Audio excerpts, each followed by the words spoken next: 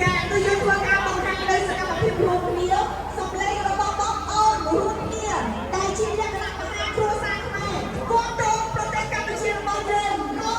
គ្រប់គ្រងប្រទេសកម្ពុជារបស់យើងទាំងអស់គ្នាសូមអរគុណចាស់ពីបងប្អូនទាំងអស់គ្នាឲ្យខ្លាំងខ្លាំងមកកម្ពុជារបស់យើងការមោទនភាពទាំងអស់គ្នា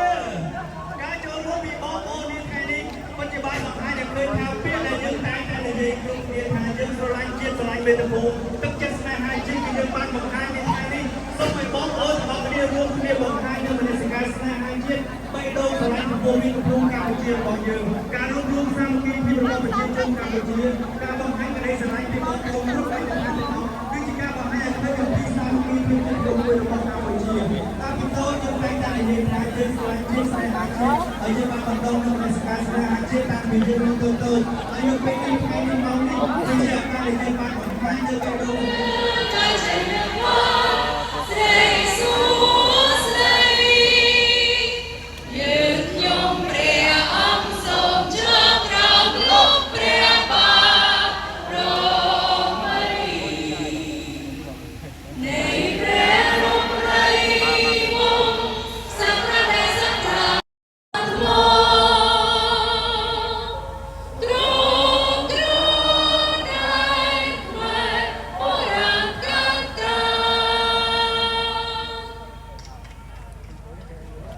តាមរយៈតុលាការយុត្តិធម៌អន្តរជាតិ ICJ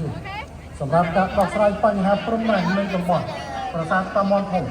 ប្រាសាទតាមាន់ទូកប្រាសាទតាក្របីនិងតំបន់មុខ3ដោយចូលលើស្មារតីត្រូវពន្លត់លឿនជាជាងអង្គុយបកស្រាយ